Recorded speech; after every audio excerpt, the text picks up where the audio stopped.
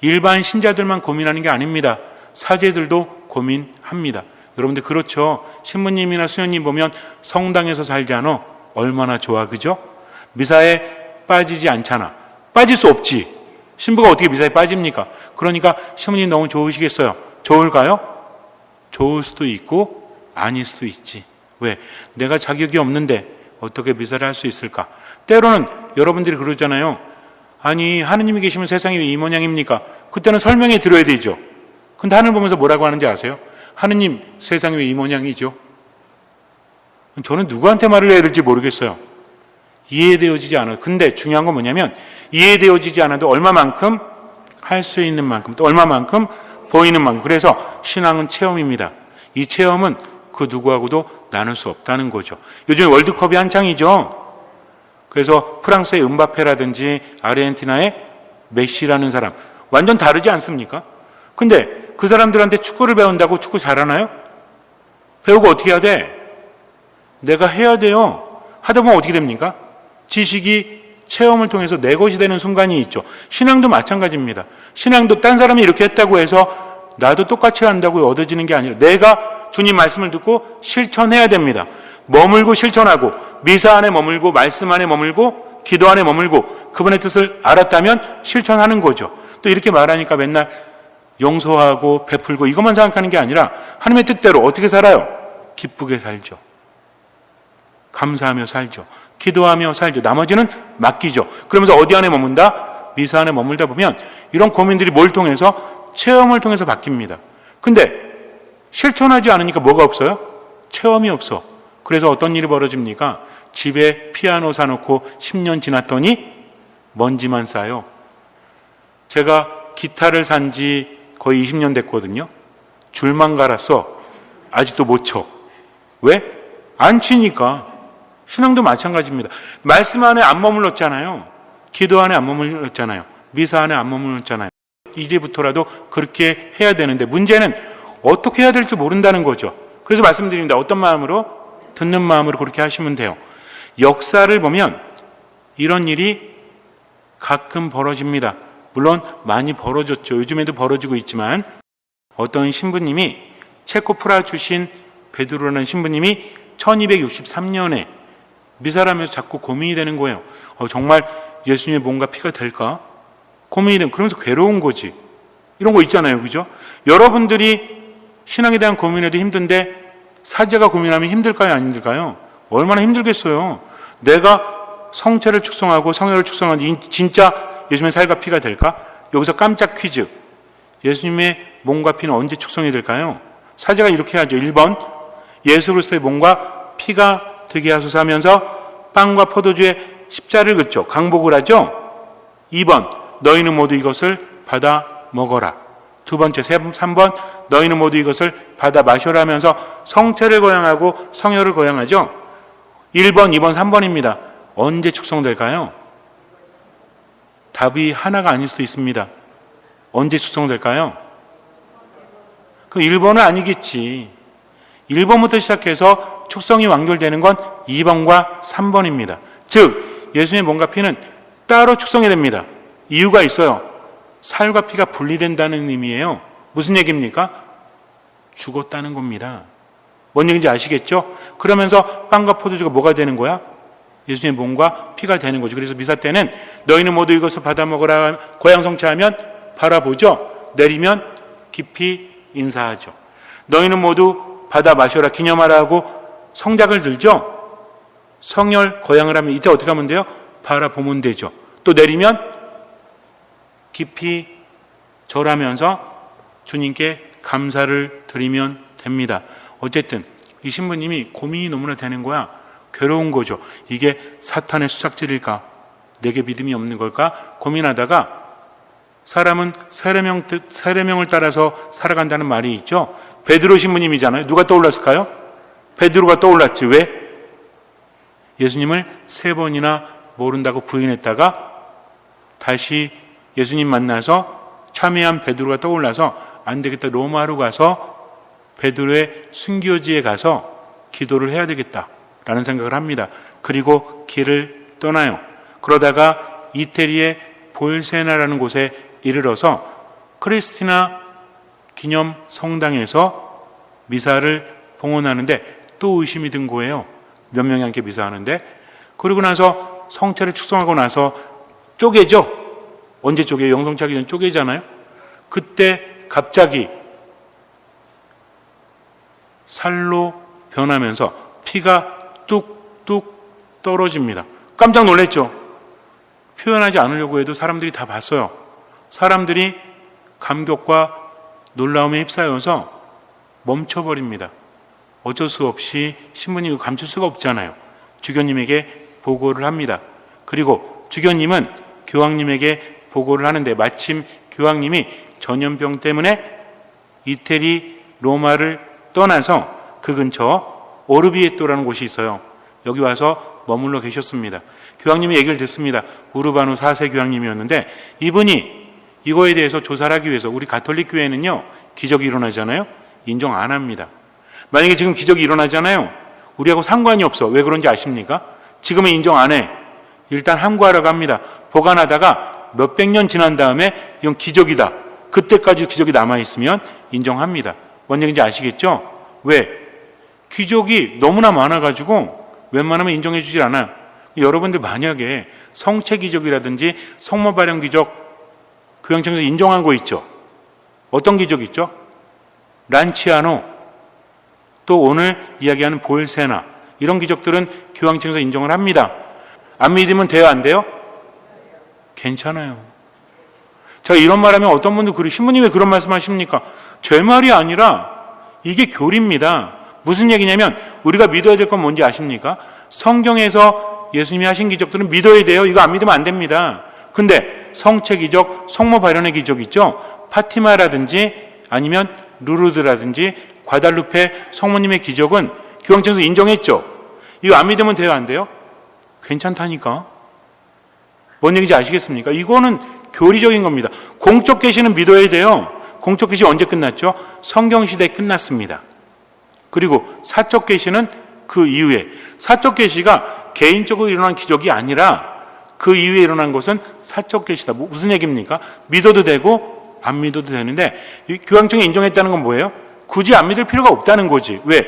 이것은 공적 계시와 일치하기 때문입니다. 그래서 제 이 얘기를 왜 하는지 아십니까? 여러분들이 기적을 체험했어요. 교회에서 조용히 하라고 하면 조용히 해야 되는 겁니다. 이 기적이 대단하다고 하면 큰일 나요.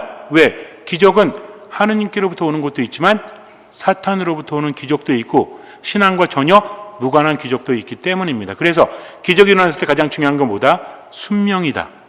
따라야 된다는 거죠. 무슨 얘기인지 아시겠죠? 그러니까 저 밑에 어디 기적이 일어났다 있잖아요. 그 벤지 사과 나오는데 여기는 교구장이 가지 말라고 하는 겁니다. 가면 돼요, 안 돼요?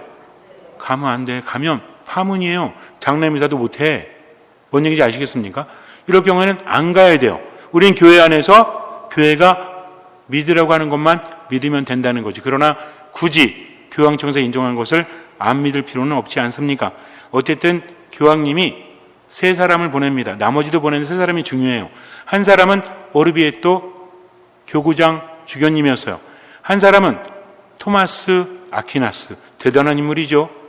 당시에. 또 한 사람은 보나벤투라. 기회가 되면 말씀드리겠지만 토마스 아퀴나스는 지성주의예요. 그리고 보나벤투라는 의지주의예요.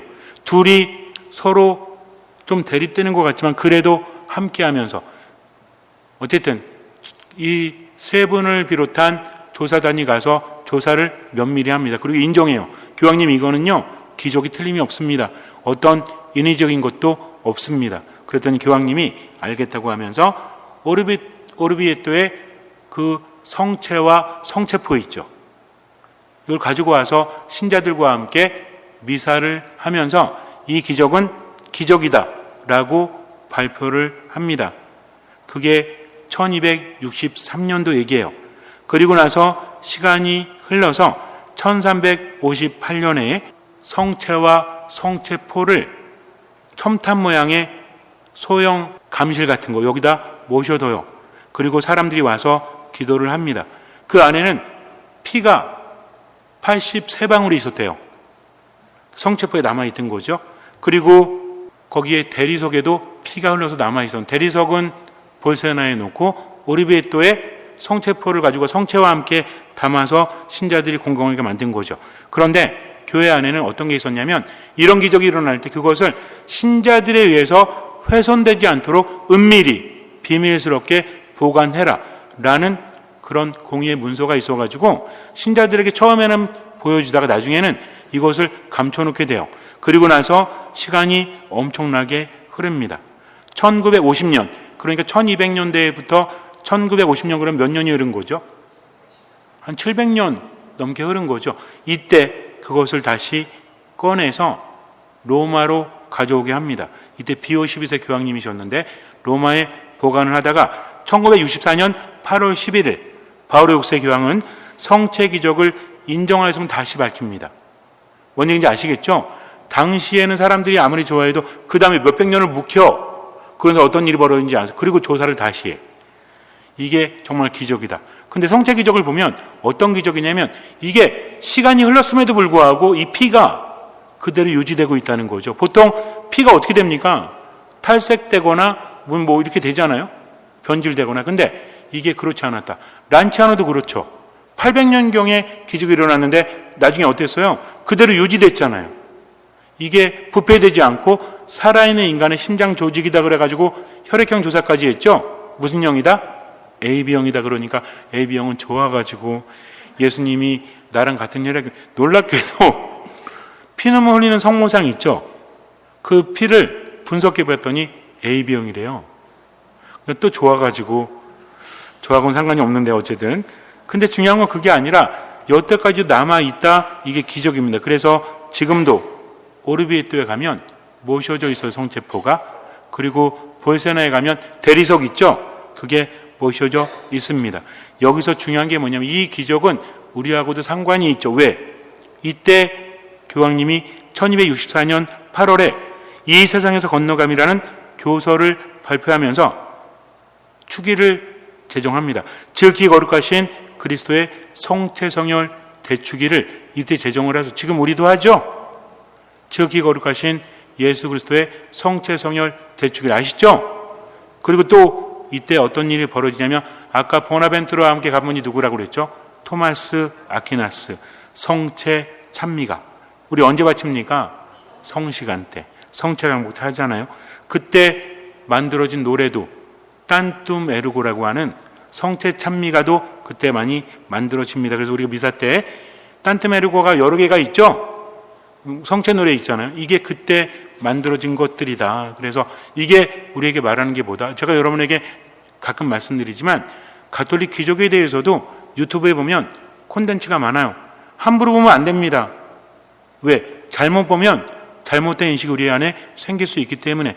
이런 기적들이 의미하는 게 뭐죠? 그때 놀라운 일이 발생했다가 아니라 하나님께서 개입하신다는 거죠. 뭐를? 지금 우리가 하고 있는 이 미사가 1263년뿐만 아니라 800년대 뿐만 아니라 1990년대 중반에 부에노스아이레스에서 일어난 성체 사건뿐만 아니라 어디에서? 바로 지금 여기에서 어떤 기적이 일어난다? 예수님의 살과 피가 되는 거죠. 이 기적은 돌이킬 수 없고 이 기적이 일어나는 이유가 뭡니까? 내 살을 받아 먹어라. 내 피를 받아 마셔라. 나를 먹는 사람은 나로 말미암아 살 것이다. 그래서 미사는 뭐다? 묻어가지만 어떤 마음으로? 듣는 마음으로. 말씀 전례를 통해서 말씀을 듣잖아요. 성체를 내 안에 모시죠. 그럼 뭡니까? 이제는 내 힘으로 살아가는 게 아니라 예수 그리스도의 몸과 피로 우리는 살아간다. 그러니까 그분을 믿고 얼마만큼? 할 수 있는 만큼, 또 얼마만큼? 보이는 만큼 살아가고 나머지는 맡기면 돼요. 우울할 때 어떻게 하면 돼요? 미사 안에 머물며 성체를 받아 모시세요. 그리고 살아가면 돼요. 또 화가 날 때, 슬퍼질 때, 무력할 때도 마찬가지입니다. 삶이 안 보일 때도 하느님 안에 머물면 되죠. 그래서 미사 안에 머물 때는 두 가지가 있죠. 하나는 뭡니까? 말씀을 듣는 거죠. 그러면 어떤 일이 생기는지 아세요? 말씀은 내 발의 등불이라고 합니다. 앞이 보여요. 그럼 가면 돼요. 안 보이면 또 말씀 안에 머물면 돼요. 이것만으로는 부족하지. 그분을 내 안에 모시고 살아갑니다. 이게 뭡니까? 성체, 성사라는 거죠. 그래서 우리 미사에 참여할 때 이것을 알아두면 됩니다. 따라하세요. 처음 미사인 것처럼, 유일한 미사인 것처럼,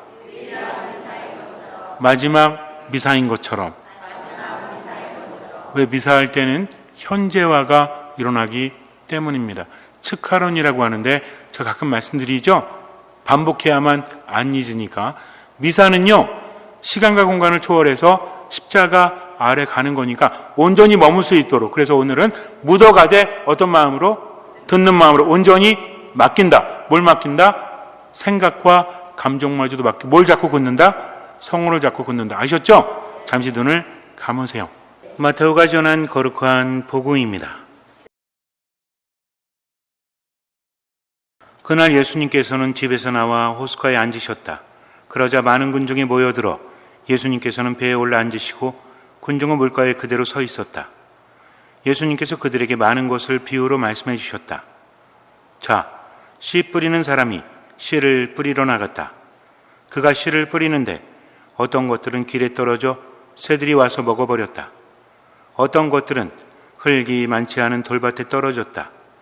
흙이 깊지 않아 싹은 곧 돋아났지만 해가 솟아오르자 타고 말았다. 뿌리가 없어서 말라버린 것이다. 또 어떤 것들은 가시덤불 속에 떨어졌는데 가시덤불이 자라면서 숨을 막아버렸다. 그러나 어떤 것들은 좋은 땅에 떨어져 열매를 맺었는데 어떤 것은 100배, 어떤 것은 60배, 어떤 것은 30배가 되었다. 귀 있는 사람은 들어라. 말씀이 내 안에 옵니다. 뿌리 내리기 위해서는 좋은 땅이 되어야 되죠. 할 수 있는 만큼 보이는 만큼 들으세요. 처음에는요, 길바닥이에요. 돌밭이에요. 가시덤불이에요. 그 자꾸 들으면 주님께서 내 안에 더 깊이 새겨 주십니다. 우리 신앙은 맡기는 거죠. 미사 안에 온전히 머무는 겁니다. 미사 안에 온전히 머물기 위해서는 들어야 돼요.